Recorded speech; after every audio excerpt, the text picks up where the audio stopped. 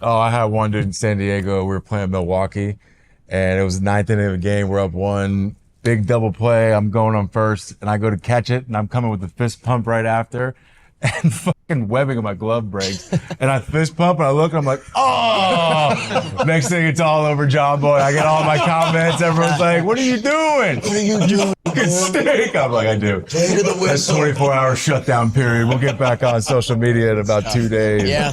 That's a good one. Let the next night of games like, happen. You got me. You got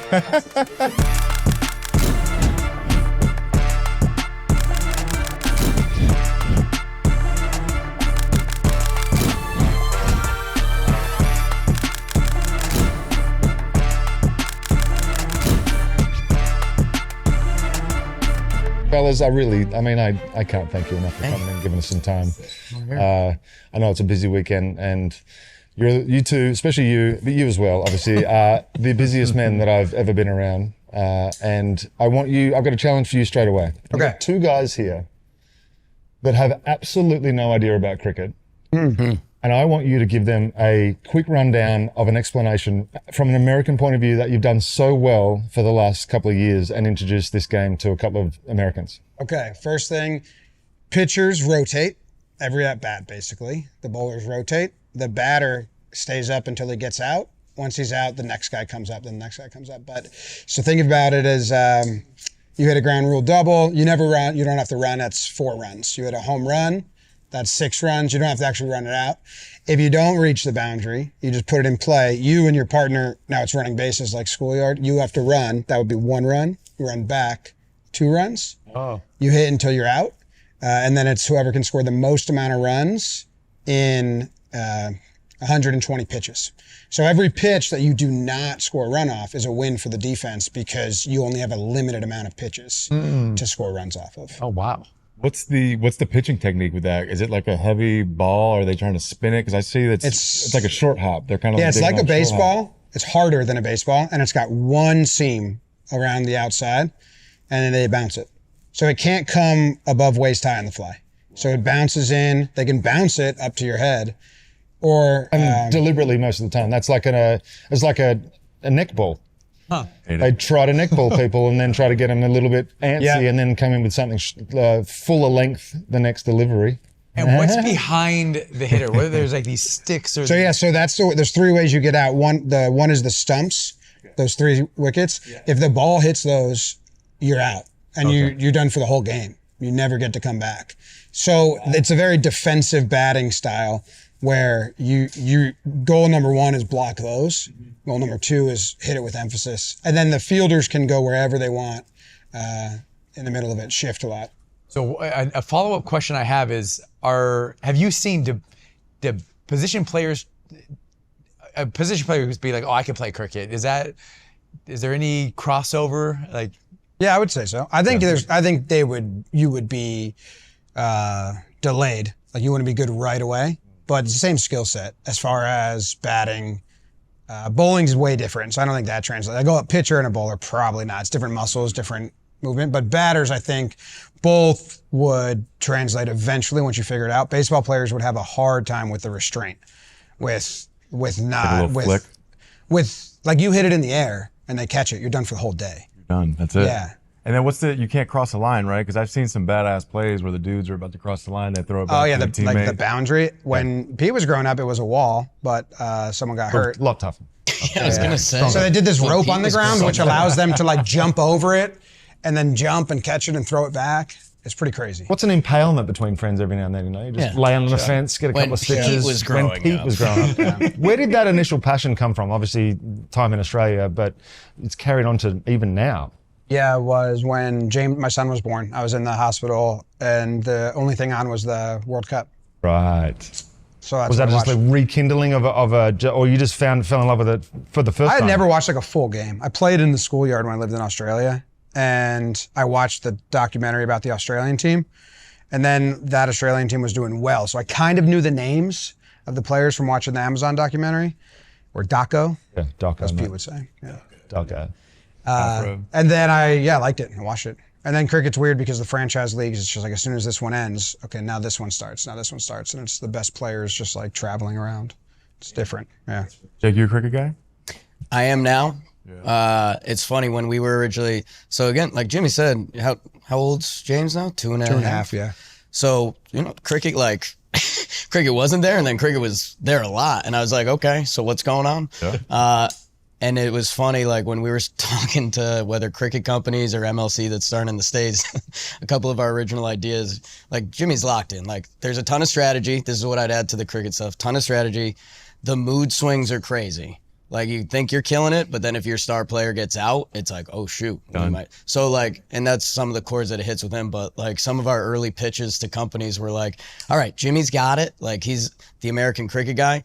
Is like, Jake will be like the dumb American that doesn't know cricket. And I'm like, all right, yeah, where do I start? Right. Yeah. So it's role. been cool to see it. And it's, I mean, dude, the fan base is It's nuts. rabid. Yeah. Well, what happened was I got into it. I started tweeting about it, and then people reached out to me and they were like, "Hey, and the U.S. is hosting the World Cup in a couple years, and they're making their own professional league. So like, you have a lane here where you're gonna have options." So I was genuinely enjoying it, but I also knew, all right, let's build up like a cricket base, and then I was on the World Cup commentary team. That's got to be like. I have texts with Jake from that, like, "Hey Jake, I think we should keep it up because like there's gonna be opportunities with the league and the World Cup." I showed him to Matty Mass, and he was like, "Oh shit, I didn't know it was that calculated." I was like, "Well, I genuinely enjoy it as well." Right. But yeah, we knew opportunities were coming. Okay, so think about the start of all this Yeah. and where you're at right now. Are you bigger than what you dreamed, or are you still a way to go?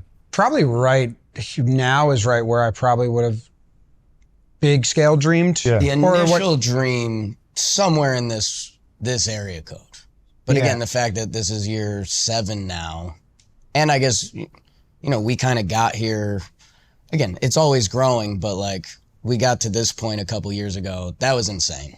The one I always say is like my daydream was like we would be the Yankees like kooky spring training show guys. Like, welcome to Tampa. we're playing ping pong with the fellas. You nailed that intro. Break them down. Yeah, right. I've been working on it. I had the sales pitch ready. You crushed it. You crushed it. But I'd where say it's at like now is crazy. yeah, in our the brand being out there and being big, like and having an office in Manhattan, like I dreamt that. But how we got there, the warehouse was never part of the dream until like also my first paternity leave when I kind of drew all that up, and like cricket, didn't think that was gonna happen. I think we're right where like my biggest dream would have been. Right. How did it all start? I was just gonna ask that too. Most guys, Yeah. especially like players, clubhouse guys, when you say Jomboy, you know it's the Yankee stuff, and then obviously now you guys have blown up on a national scale, worldwide scale. How did it all start? You guys go way back, start the podcast, and then all of a sudden after that, some more opportunities come. I was living in California. I just moved into my now wife's house with her parents, and I was watching the Yankees games alone and had no one to really like talk to. They were also going into a like rebuilding year. So all the people that were The diehard, Yankees? 2017 Yankees were supposed to be a 3-year plan to 2019. The New York Yankees. Baby bombers. They Kidding so- me? Going through a rebuild Gary, year? Greg Bird. They sold they sold the year before, guy. My God. and I was always doing content. Like I did a blog where I wrote every like two blogs a day for a year. We had a YouTube where we did like blind taste tests, and we did a scripted series for my thesis. So like I was always making stuff. Even like 2 steps before that, we met freshman year of high school.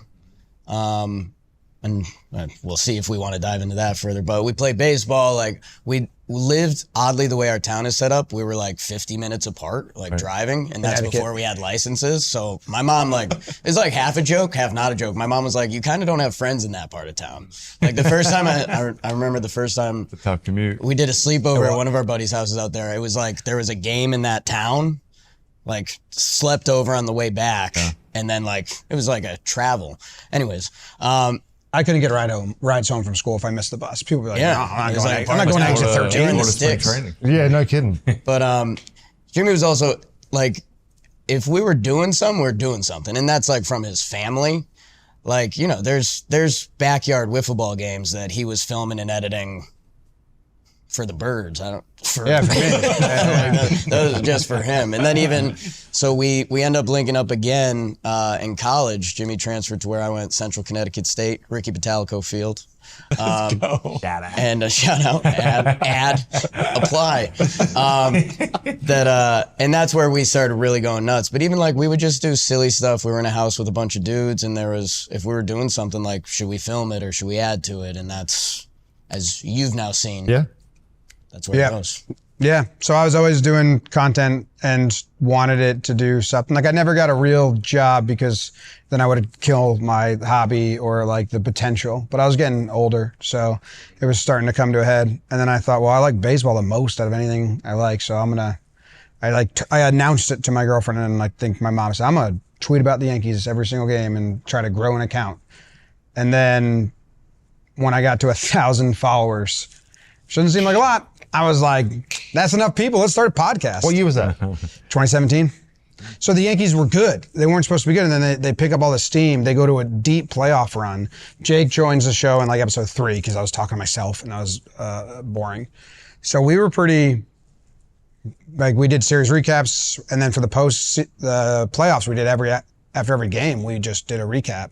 So it picked up a decent amount of steam for a podcast. So I could probably look at the numbers now and think, like that's not that much, or like. Right, but it was early years. But it was good. And then we got a little investment from a friend. It was like 25 grand. Quit my job, lived off that for a year.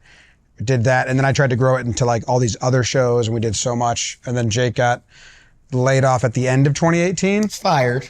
Yeah. Hey, we've all been there. They buddy. kindly It's all told me good. not to come back. It's a singular layoff. And they were right. They were right, by the way. Shout out to them. But So then he joined full time, and we got another 25 grand, and we lived off that, and we were paying ourselves nothing. The payment method was pretty ridiculous. I had to go to I would have to go to this ATM in Seaside Heights, New Jersey, which is sketchy. It was the only ATM, and I would have to take out from the company card both of our payments for the month, which was like $500 each. I just started below that. First number in my head was 300. Yeah, but I could only get like 800 out of the ATM, so I'd have to do 2 different visits, and I had all this cash, and then I'd put it right back in the ATM into my personal card, and then Venmo Jake. And that's how I paid. Wow. That's how I paid us. What point did you guys take off? I know the breakdowns are very, very good. Those are electric. The Houston stuff, I mean, that you guys had to spend, day in and day out for a good amount of weeks, probably months to kind of, with the video and all the stuff that went behind it. That was incredible. Was that really when stuff started really, really taking off nationally, and it wasn't just Yankee stuff from that point? Yeah, so I did, in 2019, I decided to do the breakdown videos for the whole league and not just Yankees. In 2018, what was, you just figured that, did people send you stuff, or did you just pick it up? No, it was just in 2018, we had done the full year, and I felt like we didn't grow to the point where we should have. And then also realized, like, the Yankees is a pretty low ceiling. Like, just one team. Like, if you want to grow, you got to do more than that. And I did a Ron Culpa video. He told AJ Hinch, I can do whatever the fuck I want. And I saw it, and I was like, people should see this. That's honestly how I was. I was just like, you can't say that. Right. And I didn't know anyone else could read the lips, or like I was seeing it clear as day. So I made that, and it went crazy. And we were only posting on Twitter then. The YouTube was kind of like a dumping ground because it never took off. So Twitter videos had to be 2 minutes, 20 seconds long. So all the early breakdowns are 2 minutes, 20 seconds long. It was just like what I was forced to do. And they went pretty big on Twitter. Like I woke up the next day and I had all these reporters and journalists saying like, do more of these, do more of these. So I did 1 to 3 a day for the next like 3 years of the breakdowns while doing all the other stuff. And we put them on YouTube, and I didn't have monetization on. And I remember doing like 25,000 subscribers on YouTube. Thank you guys. I don't monetize, so if you can support the sponsors, which we were charging like $50 a video. My brother was an intern. And then a rep from MLB was like, dude, turn on the monetization. Like, we'll claim some when that auto claims, but some slip through the cracks and you'll make money. I was like, oh, that's really nice of you. So I turned it on, and then the money all of a sudden was like, I remember just texting Jake like, oh, fuck, dude, like, we have a company now. And I remember texting other YouTubers being like, is this real? Like, it says estimated revenue. Is that what we're actually going to get? How does this work? I could not wait to like get hit that day. Fuzzy, he was a big like help in that area. He was like, no, he dude. does game recaps and stuff? Yeah. And he was like, no, dude, that's what you're going to get. And I was like, what? And then it was like a game. So that summer of 2019 went to a bad place. So I don't say this like lovingly, but I would just check the numbers every day and like make them to the point, because I would just times it by 12. Like, dude, if that's what we get now, the numbers are crazy. And then got to a place where like, oh boy. And then we upped our salaries, paid ourselves real money, and we got an investment in 2019 before the Astros stuff. We got an investment of $300,000 to go get an office, hire 4 more people, pay ourselves real salaries, and then COVID hit. The Astros stuff is just crazy because it left sports world. Like there's baseball, then there's just sports people. But then even like, you know, you're on the elevator and it's got one of those TVs, like the Astros scandal, like that was huge. So I don't know, there was a little bit, he used to get pretty defensive because it was like, oh, the Astros thing kind of blew you guys up. It was like, no, like we did a lot of work. And then I think then there was like kind of a second thought of it for me that was the positioning. Like if we hadn't done a ton of stuff before that, if he still makes the Astros video reacting to the article, we always give them the shout out because they did the work. Like, you know, if that video had been put into the void, maybe a chunk of people see it, but the fact that there had been this built up, that allowed it to go. So a little bit of like make your own luck type stuff. Yeah, we always took pride in never having peaks, having plateaus. So like the Savages in the Box was the first one that went. What's funny about the Savages in the Box is I was with the Rays for 5 years. They were playing the Rays. Yonny Chirinos was pitching. So we're in the dugout. Chirinos, I forgot what the call was. I don't know if it was a ball. He called it a strike. Strike, yeah. And then, yeah, because that lineup was ridiculous. And I remember Boone coming out, and we're all sitting there listening, and it was so loud. We're all listening, and he says, "We're Savages in the Box." All the players, and we looked at each other like, did he just say there's Savages in the box? And like, yeah, he said, and we're like, oh, dang. And so then obviously he goes off. I think I don't know what the score was, but then when I saw you post it, we were all talking about in the dugout. We're like, oh, we were there when that happened. And so, that's how cool can to that see not that video. fire you up as a team when your manager goes out there and blows them up like that? That was crazy. Yeah. But from there, we like peaked, but then it stayed steady because it was like, all right, we'll post 3 more the next day and the next day and the next day, and we never took our foot off. So then when the Astros went up, and it was also, I made that Astros breakdown. I went and talked to a high school sabermetrics club, and then I went out to dinner with our main investor, and we signed the deal for him to invest. And I said, oh, by the way, I just posted a video that's probably going to go like pretty big. I didn't think it was going to go that big. I was like, did you hear the story? And then I went back home and checked the numbers, and I was like, whoa. What a day. Holy shit. You mentioned, and then COVID hit. Yeah. How did you respond to COVID? How did it affect Jomboy Media? It was crazy because the timeline was, well, I can tell it on mine. When did you move to the city? End of 2019? November 2019. So he moved to the city end of 2019. I was living in Denver, so I started out talking Yanks was we were remote Yankee fans. He was in Cali, I was in Denver, and that spoke to a lot of Yankee fans. It's like if you're not in New York, do you really follow? And it's like, yeah, I can still like the Yankees. That's a real like, thing. You know, we have the technology That's now. a real thing. And then it's funny, like we've moved to New York and now. But for me, I moved to the city March of 2020, like March 1. Oh, so you got that's when the office was going down. 2 weeks. So when was moving date in the office? February. We were in there February, I think. We had to cancel our launch party. Yeah, that's right. Damn. And then it was just crazy because we hired a couple people that were like, you know, there was one guy, he was working for a college doing their social media. We hired a couple people. What were we, 6, 7? Yeah, we hired 5 people. We still hiring waves of 5. Yeah. and COVID hits, and it's like, okay, there's no sports, we can't go outside. Gotta pay all these salaries. Just hired these guys. We have to pay other people. Can we see each other? Right. So yeah, all the late nights got late. What's the audible at that point? Because I mean, you guys are. We crushed magic it to carpet. be yeah, not to say COVID was good, but we crushed our opportunity there. All of a sudden, everyone was an internet company. So Yes Network, ESPN, they all had to do Zoom videos. We had been doing that for 3 years. So if we're all on the same playing field now, we're going to crush you. So Jake would walk over from the city once every 2 weeks, and him and I would sit in my spare bedroom, and my wife would run the card and the cameras and media backlog, and we'd record for 16 hours straight or 14 hours straight these little videos that weren't, like, we watched an inning from every World Series from 1977 on, and just noticing the difference in baseball. Actually, a great education for us, like, moving forward, talking about the game, just to see the changes in it. People like that. We did all these. What other did you sort of notice? Stuff. Did you notice what was the dude, biggest thing? Bunting's nuts. Bunting was nuts. Like straight out of the gates, first Nuts. inning. Oh, it was every inning had a bunt.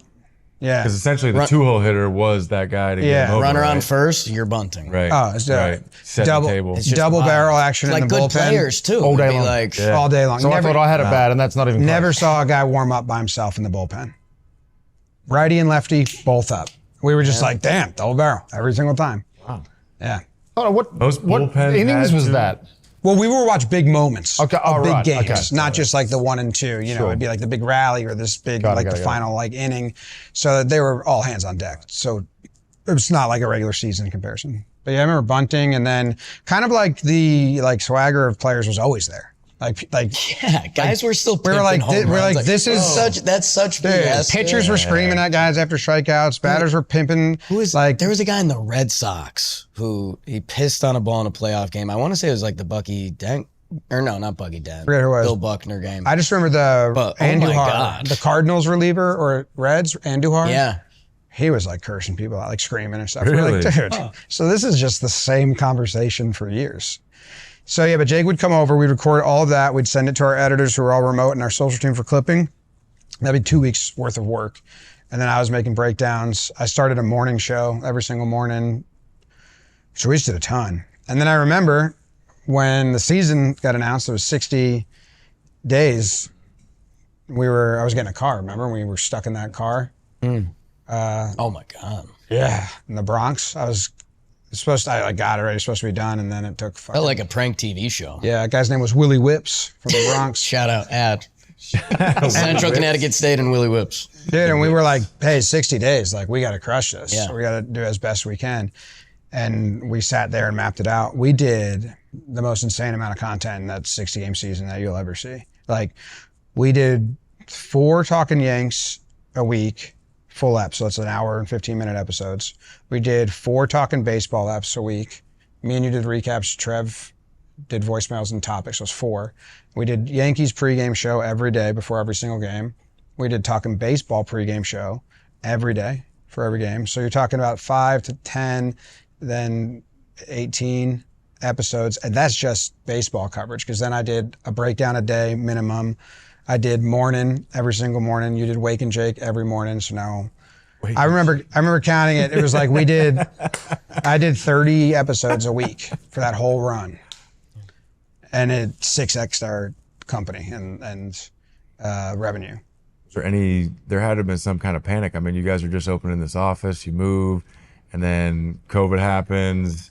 How long did that set in before you're like, okay, we're doing the morning show, we're doing everything? I think until baseball got announced coming back, because that was the rumor for a little bit that like baseball was going to be first back, and again like going back in that time period is just I have the insane t-shirt for a still. lot. Oh, it was always like there's a meeting Baseball on is back. Monday. Yeah. Right. And it's That's probably going to be right. going And by it- Wednesday. Be And dude, ready like to go. we'd be That was like 6 salivating weeks. for the news, and they'd be like, "All right, they're coming back to the table," and it'd be like, "MLB offered the same thing," and you're like, "God damn, Yeah, we were I'm really hoping they did."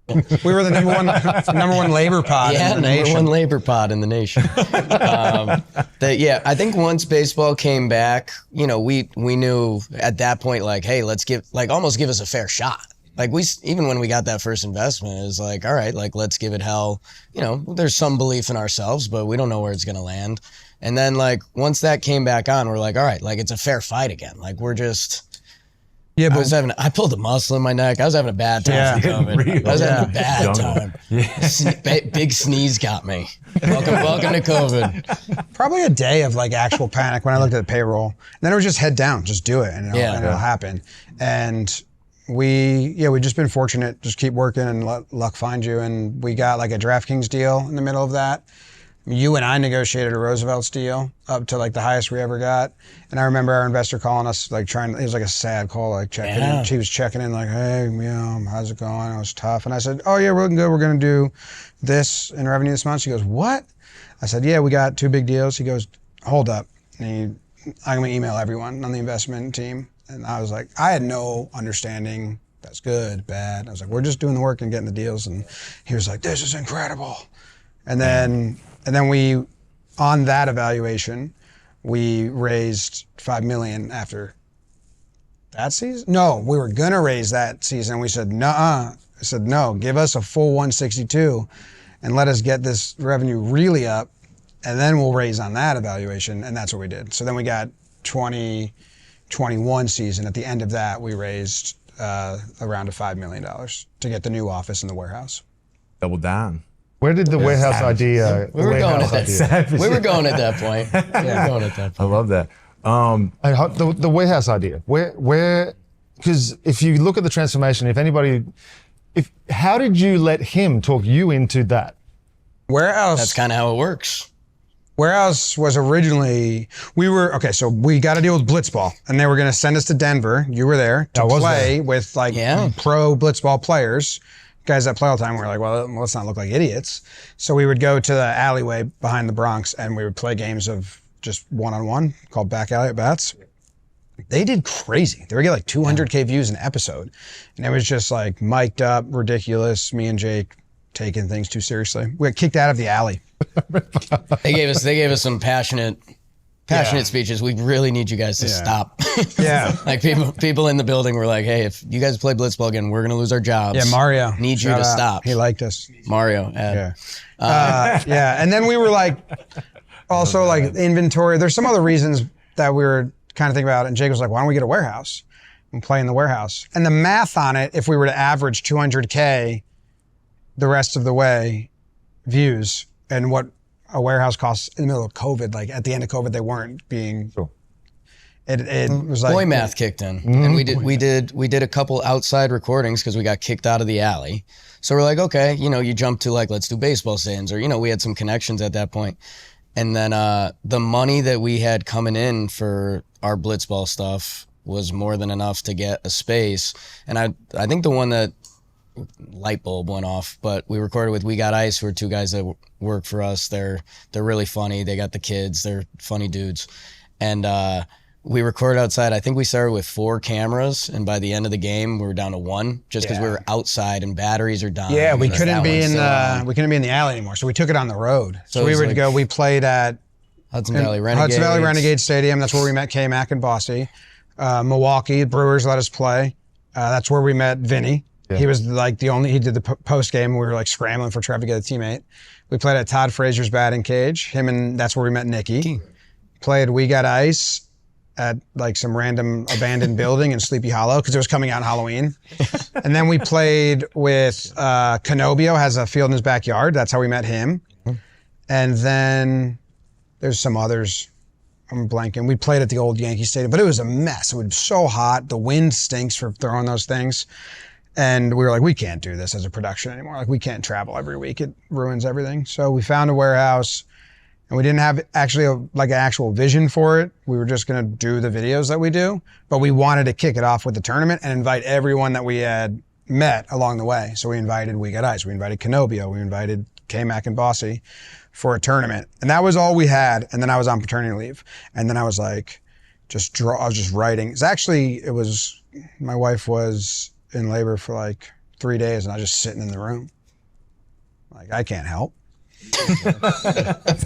7 doctors. Like, do you need anything? No. Yes. Like, all right. So she was just like sleeping. So I just had a notebook, and I was like, all right, we'll do this tournament, and we can do like team names that will be the team names. And then I made the cricket game that we do now at that time. Who won that last one?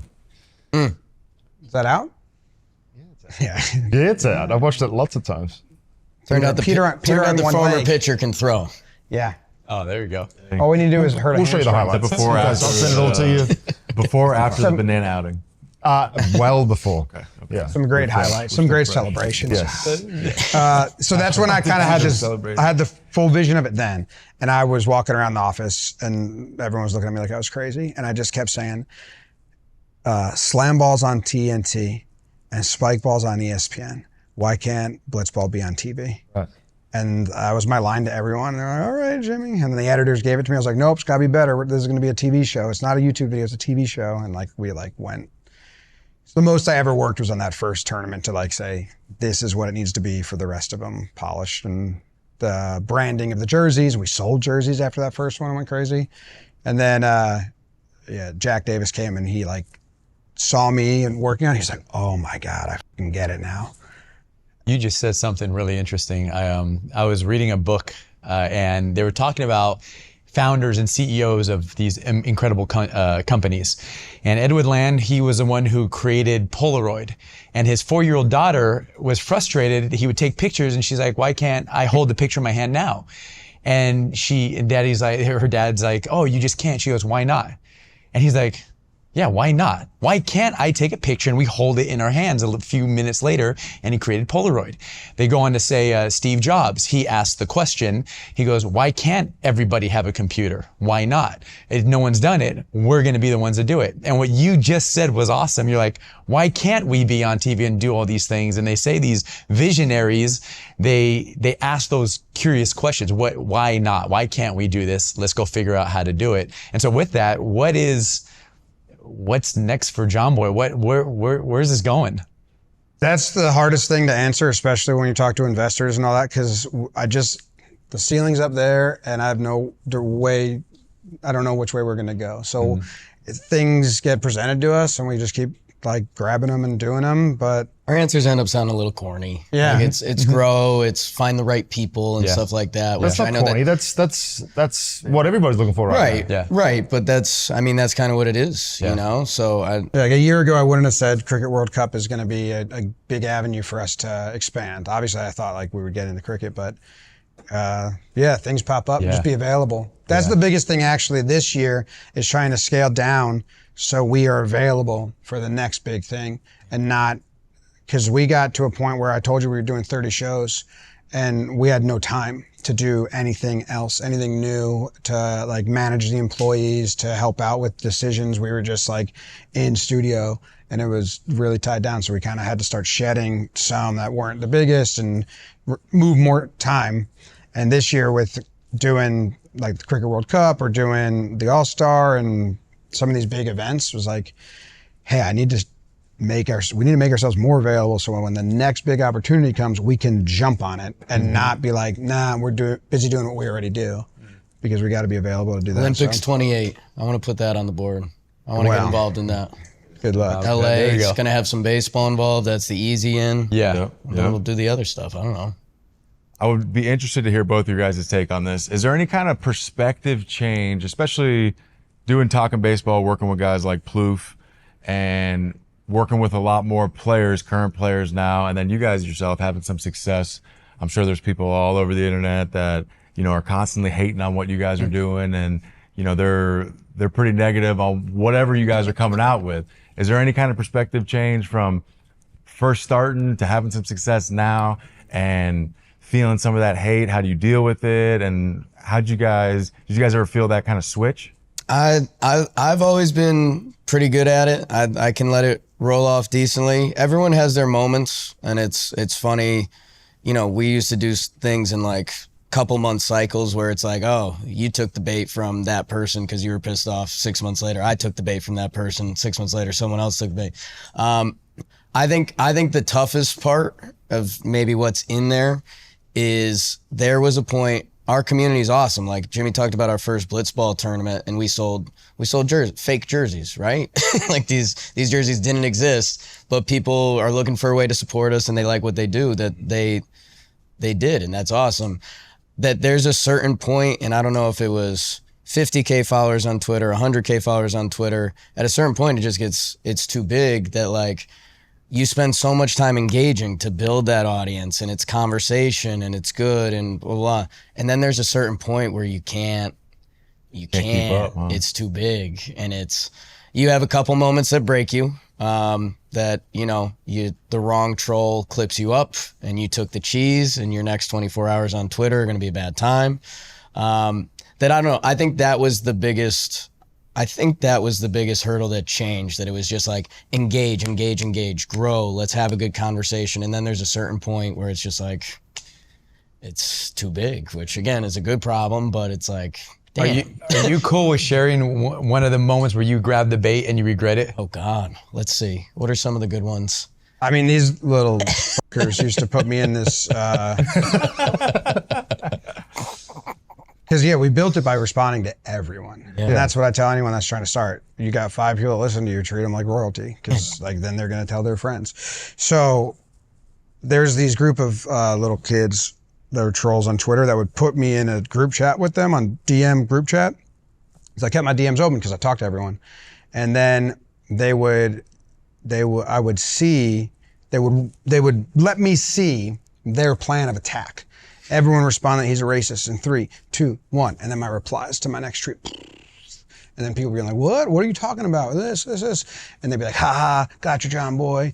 And I was like, I would respond. And then they'd be like, what are you responding, you fucking loser? Get out of here. And then I'd remove myself from the group DM, and then they just add me right back. And you can't, at that point, you couldn't stop someone from adding you besides closing your DMs to everyone. And I would like call Jake, like, not like crying at that point, but just like Broken. Broken person. Like, this sucks. Right.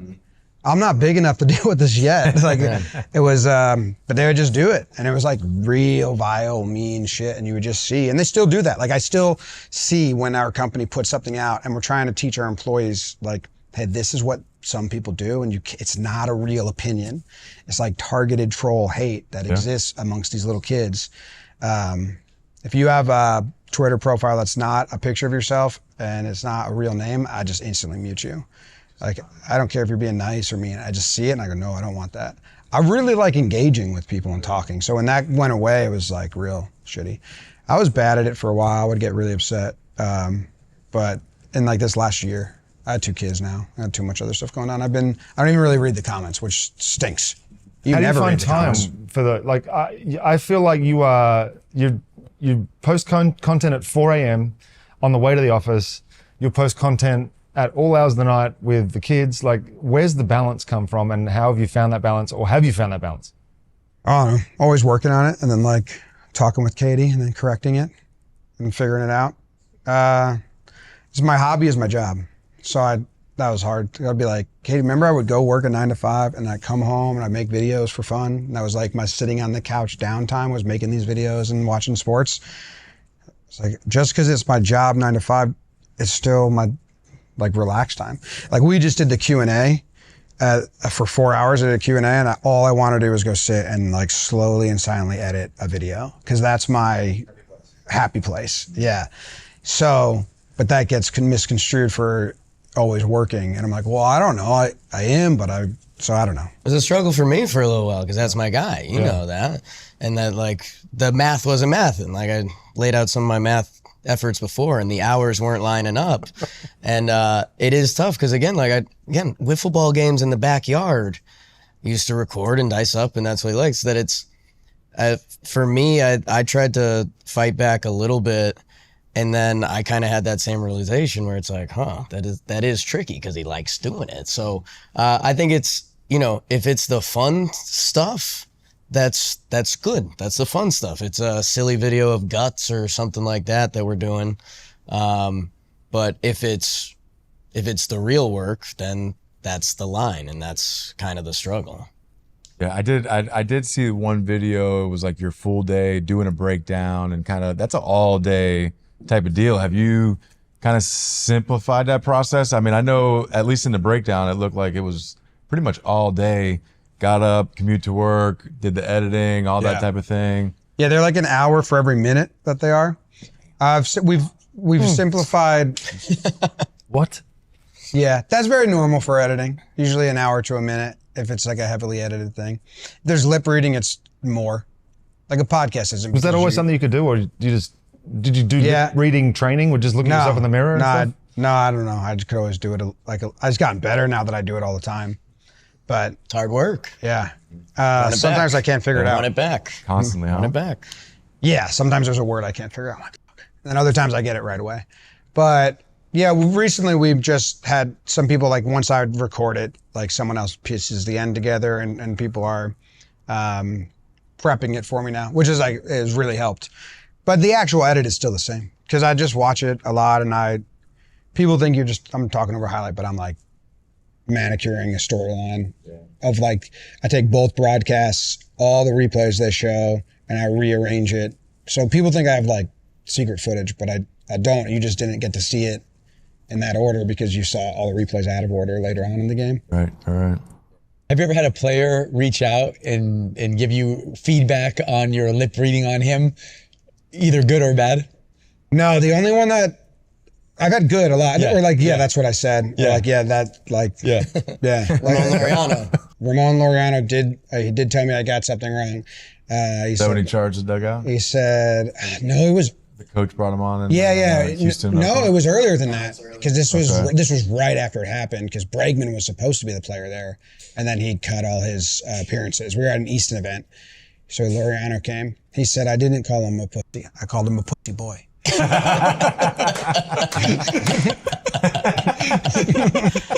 So like we had to mix it up with a lot of players at that point, and his like delivery, I don't know if that's his personality or not, but he just shot that kind of flat, and it was like, okay. Yeah, most players get asked about it when they go on like other shows. Like someone asked Joe Kelly about the one I did with him and Tatis on a radio show, and he was like, "Nah," he's like, "That was like he was there." So I'm always nervous when people like they talked about it. I'm like, "Oh, I hope I got it right." Yeah. But I usually don't put the subtitles unless I think I'm like 95% right. Yeah. Can I hit you with something that's probably going to be a little emotional? Obviously, you're dealing with things right now with Wife Jess. Can you share as much as you can with how she's doing and what's happening? She's good. My wife has stage 2 breast cancer. She's good. She's like halfway through her treatment. 16 weeks we were originally told, so 8 weeks. There's a break in there. Yeah, I mean, it's a bomb. It's the whole bad scene out of a movie. There was like lump, and it's like, no way, right? Like she's 31, 32. Not supposed to say your wife's age. I don't know. She deals with a lot. She's good. She's good. The worst time was because it's no way, get it checked out. Okay, it is. But then there was a period of like 2 weeks that were, it is, but we don't know to what degree. Those 2 weeks were. So what do you do? What do you say? You know, I got a lot of jokes and tricks. I don't got one for that one. So that was tough. So then once we get the diagnosis, stage 2, we're gonna start treatment, blah, blah, blah. We had to do a bunch of fertility stuff beforehand. So that was another just like added drama and pressure and like, you know, stuff. So once we got into the treatment and you get a timeline, you're like, all right, let's go. Like kind of that gear kicks in. Doing the first treatment, super scary. Like I had no idea what it was. Like I don't want that to come off as like bad guy not doing my research. It's just kind of like who I am. Like you guys know at this point, but like I went in not really knowing what chemo was and was just ready for whatever. And again, knock on wood, wherever we're at, whether it's health or this, it's gone pretty smoothly. There was one time we had to take a time out, but again, we were on pause. That stunk because, okay, you're on a timeline. Let's crush this. Let's put it in our rear view. And then you're not on the timeline again. And you're like, okay, so you're just doing this. So yeah, it's obviously not ideal, but she's really good with communities and she's found a new community through that. I mean, they've got she's found people in our neighborhood. There's a community called the Breasties. There's everything. And, you know, she kind of had that pivot point where my life's obviously pretty public. And, you know, she's connected to that, that she kind of wanted to make her stuff public. So she does, and she's got a ton of outreach from it, and it helps her kind of get through some of those days. And, we're all things considered, we're in a good spot. Awesome, man. Yeah. Yeah, you guys, just the way of you saying that, like when you say my life is kind of public now, people know stuff about us, and the way you guys handle that is something that I look up to, man, because going through something hard and just saying, hey, listen, we're gonna join communities, we're gonna throw it out there, and this is what it is, man. So I commend you for that, because you guys certainly aren't hiding from it, and can only imagine what you're going through. And I watch your guys' stuff too, and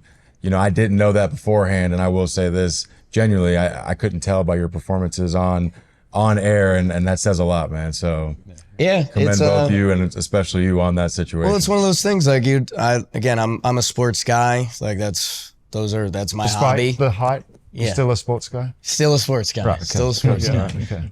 That, and again, like I feel weird ever comparing myself to an athlete, but all the stories of athletes, whatever they're dealing with off the field, and you hear that, like, well, the game's actually been great for them. Like, they get away from it. Like, in a way, that's our work. We've been pushing it too hard lately. We've just been trying a couple things, and that's, hear it in my voice a little bit right now. But that's kind of how we built everything. So that's where we're always trying something. But no, I mean, when we get to record our silly stuff, I obviously love baseball. We do watch them playing guts, which is a lot of fun. That, like, it's work. There's now a lot of work stuff that's real work, like meetings and stuff, which is crazy. But yeah, these fucking Zoom meetings. It's crazy. It's crazy. But yeah, it's if I wasn't doing too much work, the work would be a good thing. But yeah, you need that, and she's got her work going on too. So I think if you don't have that, I think your brain just starts to stew more and more, and you get caught up in it. Yeah, sure. On that, with work, like you were saying, what do you guys see the future in baseball? And I think now, in my opinion, baseball is the last major sport to the party when it comes to the player-driven stuff. I know a lot of players have been involved with you guys. I know we've decided to join that party, like we were saying beforehand. But where do you guys? There's obviously a lot of growth in baseball with just everything, with stuff online, as in Texas at the All-Star game. Players' profiles are now getting lifted instead of just they're lifting individual players all the time. Yeah, I'm sure you guys have seen that growing already, but where do you guys see that continuing to go? Yeah, I think they've done a better job. They had when Machado, Harper, Trout were 19 and playing, that was supposed to be their big window to promote young guys and get youthfulness. That generation of fan got completely left in the dust because MLB didn't put anything on YouTube. Or like show any highlights. Like, they completely messed up that opportunity. Now you've got Tatis, who's not that young anymore, but you got a bunch of young kids. Who was the class with Tatis when there was like another group of 19-year-olds came in around that. Soto was 19. Post-COVID, it was like, you got another group here. They're doing a better job. Sometimes those players have hurt themselves, the young shortstops, but they're doing a better job marketing. They need to open it up a little bit more. You just need to make it, just find the kids, really. I mean, I always say that you just need to teach the game and the fun of the game to kids, because no 12-year-old should be watching baseball every night at 7 o'clock. That's a sad childhood in a way. Jake did it, I did it, but like, my friends thought I was crazy.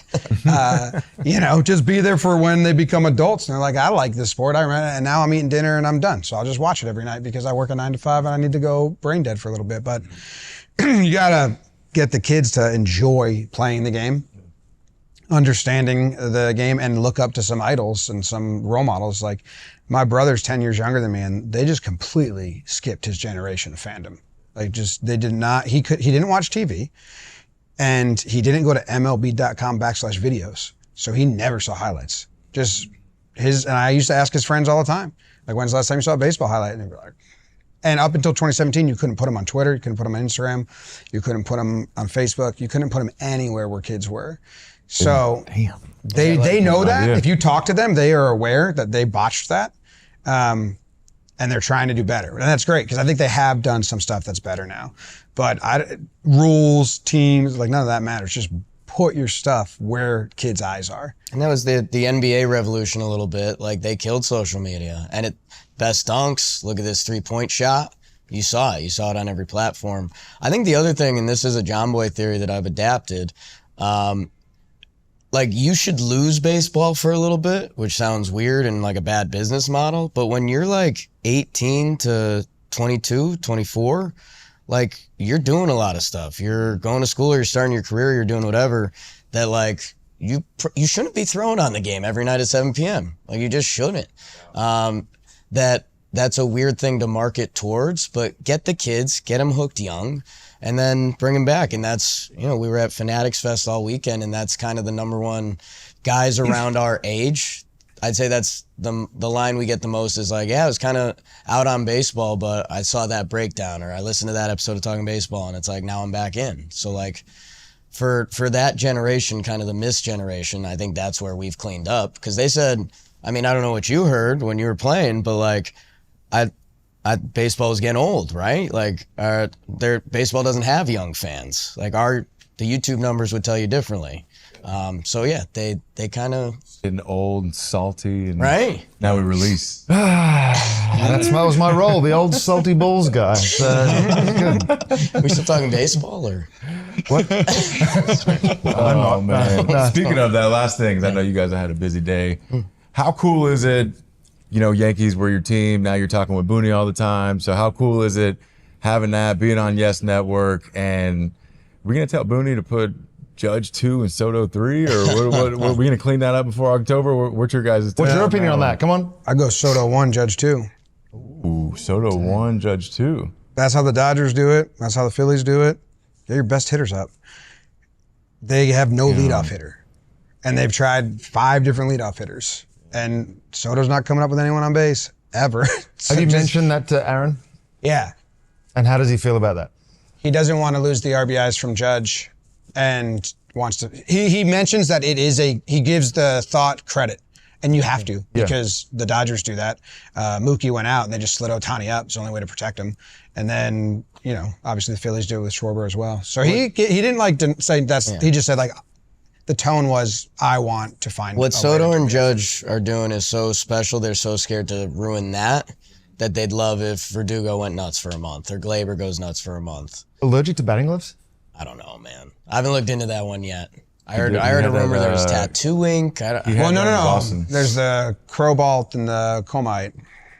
It's 2 different chemicals. Justin, do you have those? I got nothing okay, on. well, we're done. So if he doesn't get it, we're It's the batting gloves have one of the chemical and the tattoos have the other. And when they touch each other, it causes the pain. holy shit. And it's like 6% allergic. For people, 6% of people are allergic to both. So it's not just the batting gloves, and it's not just the Combination tattoos. of It's the- the combination, and it's the 2 chemicals that I just butchered. So does he now just, okay, anyway. Yeah. The article's I feel like awesome. it was a color. Was it a certain color? Like Lighter colors. Yeah, because he did have something in Boston. He would take off the color gloves, and his hands would like swell up and change colors. Boots on the ground, no big deal. I'm killing this fucking media game, baby. I do have a question. So we were talking before you guys showed up. We read an article, and you guys said something. I don't know who said it.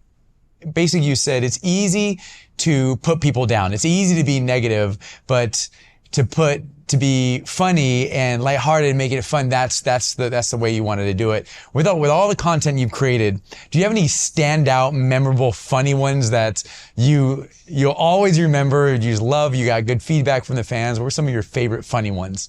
Oh, I had one dude in San Diego. We were playing Milwaukee, and it was the 9th inning of the game. We're up 1, big double play. I'm going on first, and I go to catch it, and I'm coming with the fist pump right after. And fucking webbing of my glove breaks. And I fist pump and I look and I'm like, oh! Next thing it's all over Jomboy. I get all my comments. Everyone's like, what are you doing? You fucking stink. I'm like, I do. That's 24-hour shutdown period. We'll get back on social media in about 2 days. Yeah. It was a good one. Let the next night of I was games like, happen. you got me. Baseball You got- moves fast. That's a good thing. So when you saw that, were you like, yes, let's put it up there? Yeah, our social team crushes moments like I that. wasn't idiot. Time to go, baby. I think the roots of the line you started on, that's a lot of Jim, and it's almost more so like a comedian aspect. Like it's easy to screw that guy. That guy's still, Yeah, or in office drama. Like if Jake and I wanted to fake that we're fighting for an episode, like a real riff, like that would get a ton of views. But that's so easy. And there's people that do that, and I get hooked. So I'm not knocking it. Like I lock in, I enjoy it. But we've always been like Fun, this. not funny. It's a good line. Fun, not It's funny. easy to have fun. It's hard to be funny. Yeah, I like that. Yeah, and when you try to be funny, you'll do anything for the laugh. So don't try to be funny, just have fun, and people will have fun with you. I don't know. I've referenced it a couple times. It's become the quick run. Yankees, all of baseball, trying everything along the way. We used to do a show. It used to be our like guilty pleasure, and we're like, hey, let's try this out. TV show called Baggage. Jerry Springer, late night TV. It's so funny. It's insane. Oh my it's God. it's LA. It's a time period from like 2009 to 2012. Yeah, around there. And, it's all these people in LA that are kind of trying to make it, but they signed up for this dating show and they're revealing baggage. And it's just funny because some people would open up their bags and it'll be like, I eat cookies with every meal. And you're like, ooh, that's a little spicy. And then someone else will be like, I make out with my mom every night. And you're like, okay, these are different levels. So it used to be like our late night, we'd text each other. If it was like 1 a.m., we were both up, it'd be on Game Show Network. So we'd watch that show. And we'd kind of just add commentary to it as it went. And it used to be funny that all the baseball boys would come up to us and normally, and again, being generic, but their significant other would be like, yeah, I listen to you guys a lot. And then once Baggage started coming out, they'd come up and they'd be like, we love Baggage. Baggage is hilarious. So our new like couples show / it's become popular in the offices. We rewatch old episodes of Guts, like the kids show where they're climbing different obstacles and competing. And man, we each pick a player, so we're riding with them, and it's tough. They're kids from 40, We found this 40 odd years lane ago. where we're able to talk kids, and it doesn't come off like we're talking kids. Man, there's one episode I keep saying it. Kid JR is on it, and like, dude, if this was 30 years ago or whatever, I would submit that as a tape to like every company and like knock on the door and bring donuts and be like, have someone watch this, because there's something that's so pure and funny about it. That's just like we left that room. I think I like hurt my core from laughing. Now You hurt your neck again. yeah, like it's just kind of a bad time. Sneeze laugh. It's kind of a bad time, combo. dude. It's I don't know, and it's just crazy. Like one of our jokes on Talking Yanks for a little bit. Like if we thought we had like a jazzy episode, we'd be like, that was like top 10% episode, right? Because we've done over 1,000 now. So it's tough when you say like what moments jump out. Right. Like I even laughed after we were using that as a joke. That I was like, damn, like a top 100 episode. That's got to be a pretty good app. Like we had to bring it that up.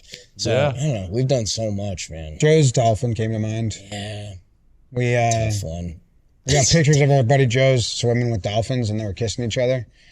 And then, Like you did the theme. like it was like before, right. yeah. But we put the picture. You didn't hire one to make out with. We kept making dolphin puns the whole app, and he was sitting here, and the TV was behind him with the pictures of him like hugging and kissing this dolphin.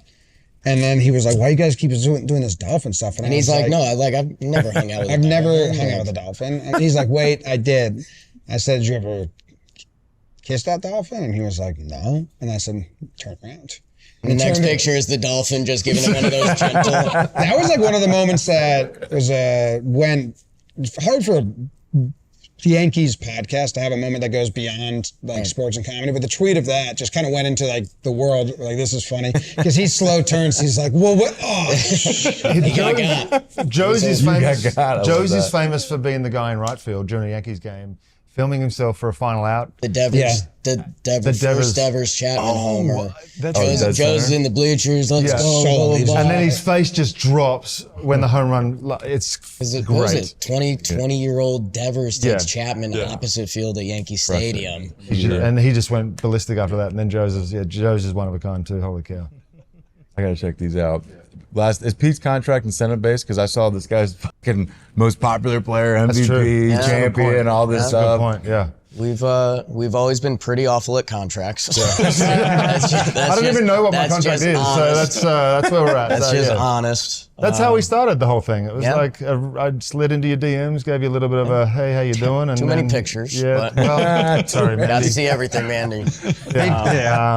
Pete gets to do unfiltered It's the greatest color 4 commentary days. in the warehouse. It's Yeah. honestly, And it is- it's basketball. It's what I'm built for. It's just off the cuff, absolute nonsense with a bunch of dudes that are trying to just have as much fun as possible in a 4-day period. And it's just, I got in there as a player And I was like, this is fucking real. Like I was so competitive. I was ready to just rip people apart.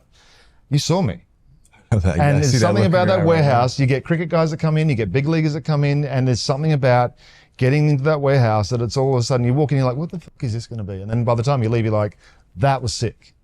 It was awesome. Yeah, we trap people. All the ex pros that come, like the cricket players, they think they're not gonna care or try, and I'm like, well, 4 days with no windows, and this is your whole life. Eventually, you're like, I'm here. I better win.